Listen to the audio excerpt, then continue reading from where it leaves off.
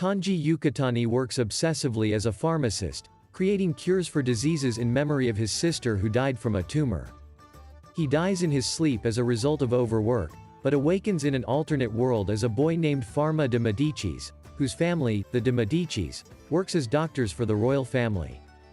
Pharma is astounded to learn that divine arts magic exists, and when he tests his abilities, he discovers that he can summon all of the elements of the periodic table using his knowledge of chemistry. Using the ruse that he has amnesia, he persuades his father Bruno to allow him to resume his studies with his tutor Eleanor. He discovers that divine arts include earth, air, fire, water, and none, but none is extinct. He also learns that no one can summon all of the elements, and anyone who can would be considered unnatural, so he conceals his ability. Pharma's magical capacity has increased almost to infinity. He possesses the divine eye, which can detect all illness and injury, and his body no longer casts a shadow, as Eleanor discovers. Eleanor flees, convinced that he is a monster. Pharma pays Eleanor a visit at her home, but she is terrified because she believes he is one of the Panacteos, the gods who govern divine arts. Pharma asks her to return to being his tutor because he is still a novice, but she is free to leave. Eleanor is no longer afraid because she remembers the Panacteos are good. Pharma begins diagnosing and creating treatments for the household servants using the divine eye, but after Charlotte explains that the de Medicis only serve royalty and that medicines from commoner doctors are expensive, he decides to make medicine available to all social classes. Blanche, Pharma's sister, contracts chickenpox. Pharma develops a treatment using techniques from Earth, but because no one in this world is aware of it, he makes Blanche promise to keep it a secret. Bruno is taken aback by Blanche's quick recovery, but he is not suspicious. Pharma builds a pocket-sized Leeuwenhoek microscope to help him better use his divine eye. Bruno summons Pharma to assist him in treating the Empress herself. Pharma and Bruno pay a visit to Empress Elizabeth, and Bruno concludes that Elizabeth's condition will be fatal soon. Pharma secretly uses divine eye on Elizabeth and diagnoses her with White Death, claiming that he can save her in front of all her doctors. Bruno rages that there is no cure for White Death, so Pharma reveals that Bruno is also suffering from White Death in its early stages. Bruno attacks Pharma, but he is stopped by an ice wall, revealing his abilities. Bruno realizes Pharma is no longer the son he once knew and believes the Panacteos sent Pharma medicinal revelations. Pharma demonstrates to the court physicians, using his pocket microscope, that Elizabeth has tiny creatures in her lungs and explains the existence of bacteria. Elizabeth, persuaded, agrees to take Pharma's medication for the required 6 months. When Bruno returns home, he reconsiders his approach to medicine as well as his shortcomings as a parent. Pharma requests that Bruno continue teaching him because despite his abilities, he must still learn to be a doctor. Bruno, surprised, agrees, accepts Pharma as his son, and takes the medicine to cure his tuberculosis. Pharma's treatment of Elizabeth is hailed as a miracle, but Bruno warns that his knowledge may be considered heresy, and that someone may have intentionally infected Elizabeth. When Noah, a page in Elizabeth's court, informs Pharma that Elizabeth intends to reward him, Pharma decides to open a pharmacy that serves both nobles and commoners. Elizabeth fears she is unfit to rule until Pharma persuades her that she is still required. After Elizabeth has fully recovered, Bruno is awarded new lands, and Pharma is promoted to royal pharmacist and granted permission to open a pharmacy in the capital. Pharma creates his ideal pharmacy, but due to talking to himself and other miscommunications, the pharmacy is named Paralle World Pharmacy by accident. Almost immediately, Verone, the head of the St. Fleu Pharmaceutist Guild, tries to undermine Pharma and is enraged that his medicines will be affordable to commoners, but he is scared away by Eleanor before he can cause trouble. Charlotte is hired as an errand girl, but Pharma still needs someone to manage accounts and paperwork. As a result of Bruno's decision to retire his own accountant Cedric due to his declining ability to walk, Pharma hires Cedric while promising to treat his legs. Bruno gives Pharma a fortune in gold to get the pharmacy up and running. Pharma correctly deduces that Bruno intentionally retired Cedric in order for Pharma to hire him, and he is grateful. Pharma has only one customer in his first month, a sailor named Jean who buys scurvy-curing sweets. Bruno and Pharma's mother, Beatrice, pay a visit, and Beatrice suggests selling cosmetics, but Bruno is adamantly opposed to face powder because women who use it die young. Bruno is impressed because primitive makeup frequently contains lead, which is toxic when applied to skin. Pharma unexpectedly receives a client, the noble Chloe de Châtillon. He diagnoses her with anemia caused by bloodletting, a primitive method of making the skin paler. Chloe is thrilled with Pharma's non-toxic makeup that moisturizes and prevents sunburn. Customers desperate for high-quality, low-cost makeup quickly overwhelm Pharma. Chloe is so grateful that she offers to finance a separate cosmetic shop, with Pharma as manager and staffed by young female pharmacists who have all lost jobs due to having children. Pharma implements maternity leave policies, which earns him the lady's immediate loyalty. Elizabeth is enamored with the new makeup, particularly lip gloss, and passes legislation prohibiting the sale of lead-based makeup. She also suggests selling his makeup recipes to the noble shops that her new law will put out of business, as well as slightly raising the price of his medicines to avoid putting commoner pharmacists out of business by accident, both of which Pharma realizes he should have considered himself.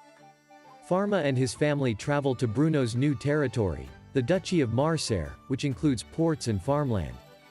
Pharma recalls visiting a beach in Japan with his sister Kai while at the beach. Blanche is washed away by a riptide.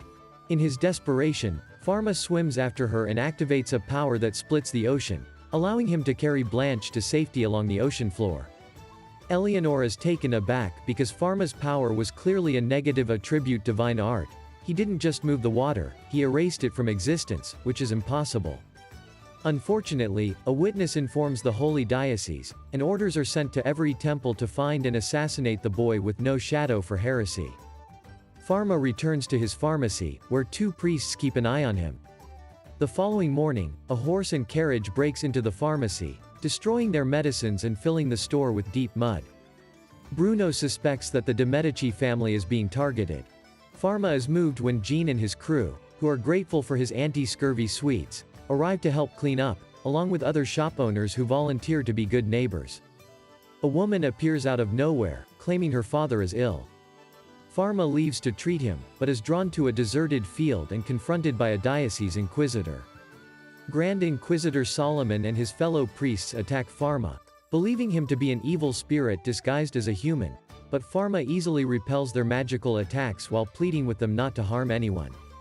They cease when they see the Panacteos mark on him and interpret him as an incarnation of their own deity. Pharma prevents Solomon from committing suicide to atone for his sin and performs emergency surgery to repair the Inquisitor's severely broken leg during the attack. Months later, Solomon, now a bishop, pays a visit to Pharma and gives him a tour of the pharmacy, assuring him that he will keep his existence hidden from the diocese in gratitude for saving his life. He also brings a set of pastries, the Panac Rabdo's divine staff, and a talisman that suppresses Pharma's divine art aura, allowing him to cast a shadow. Pharma decides to form a new guild with other medicine stores after the diocese's threat is removed, but Saint Fleuve refuses to grant him the right to publicly sell his treatments. Marie, the daughter of Pierre, a young pharmacy owner and member of the Saint Fleuve Guild, falls gravely ill the same night. Varone, enraged that his efforts to destroy Pharma have failed, forbids his guild members from having any involvement with the shop. Pierre is unable to locate a doctor who will assist Marie until Pharma invites them to his pharmacy and provides excellent care and affordable prices despite their lower socioeconomic status to Marie, who has contracted influenza. When Pierre returns home, he realizes Pharma is the pinnacle of what a pharmacist should be, but he is forced to obey the guild for the sake of his family. Varone is even more enraged now that Elizabeth and Solomon are protecting Pharma. Pierre admits that he accompanied Marie to Pharma and that Saint Fleuve should be learning from him rather than despising him. Varone reveals that one of his children died because a noble doctor refused to treat him, and as a result, he will never trust Pharma. Pierre is kicked out of the guild, his pharmacist license is revoked, and his store is destroyed. Pharma invites Pierre to join the Compounding Pharmacy Guild, which he recently established with Elizabeth's permission, allowing Pierre to continue working as a pharmacist. Pierre learns Pharma's diagnostic techniques and stocks only Pharma's advanced medicines before opening his new shop, the Dawn Pharmacy, with the help of his wife and daughter. Empress Elizabeth considers the benefits of parallel world pharmacy to public health and thus the empire's prosperity, and decides to continue supporting Pharma's efforts. Bruno de Medicis is painfully reminded of Camus de Chaudet, a former peer and friend who was expelled for unethical medical experiments on human subjects. He receives a letter from his older son Paralle informing him of the emergence of a strange, deadly epidemic originating from Pant Island, from which wares are imported that may contaminate the upcoming annual St. Fleuve fair in the imperial capital. Bruno requests that Pharma investigate, and based on the available descriptions, Pharma determines that the disease is the Black Death. Pharma, Bruno, and Elizabeth immediately begin quarantine and medical precautions with the assistance of their fellow students and pharmacists, before Pharma and Eleonore depart for Marseille, where Pant's wares are expected. Meanwhile, Camus has returned to the capital, shrouded in a foreboding dark aura. When Pharma and Eleonore arrive in Marseille, they begin inspecting the merchant ships that are eagerly awaiting landfall, aided by St. Fleuve's naval forces, led by Commodore Jean-Alain Gabin, Pharma's old regular for scurvy cure. While no outbreaks have occurred in the port, Pharma learns that the plague struck a village called Lestock after a ship illegally docked there to avoid quarantine. Pharma rides the Panac Rabdos alone to Lestock, arriving just in time to prevent some desperate villagers from fleeing and spreading the infection. He rallies the survivors and organizes treatment measures in town, and after initial preparations are completed, he enters the section where the most critical cases have been isolated. After discovering the renegade ship with all hands dead, Commodore Gabin sinks it. Pharma's team, with the assistance of several diocese members, works tirelessly to prevent an outbreak of the Black Death, but recognizes that they will require additional assistance.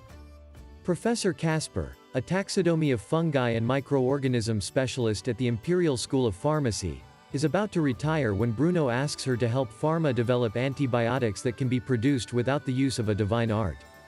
The diocese apprehends several crew members from the rogue ship who have made landfall with some of their cargo, and Pharma learns that they not only brought some rare white squirrels from Pant that would act as plague carriers, but also 5 holy knights from Netherland who boarded the ship in the middle of its voyage. Pharma and Bruno deduce from Elizabeth's illness that someone is plotting to wipe out the St. Fleuve Empire with virulent diseases. The following morning, a knight unexpectedly breaches the capital's gates, releasing a large number of white squirrels into the city. As Bruno and Elizabeth discuss the crisis, they suspect Camus is involved in it by assassinating the King of Netherland and using the nation's resources to exact revenge on St. Fleuve for his exile. Bishop Solomon stops the enemy knights, who confirm Camus' involvement, but the plague has spread quickly throughout the city due to the squirrels carrying the plague's ability to fly. Camus infiltrates Parallel World Pharmacy and stabs Cedric and Lot with a poisoned dagger as Pharma returns to the capital to reunite with his father. Pharma and Bruno arrive, and while Bruno fights Camus, Pharma cleanses his friends of the poison. When Camus defeats Bruno, Pharma fights back, using his divine art and the power of the Panac Rabdos to destroy Camus and the demonic power that possessed him. Following this, the outbreak is quickly contained, and Pharma's successes spur rapid progress in medical research. The St. Fleuve Festival goes ahead as planned, and Parallel World Pharmacy reopens. If you loved this video, don't forget to like and subscribe, and turn on the notification bell so you don't miss out on another one. Until next time.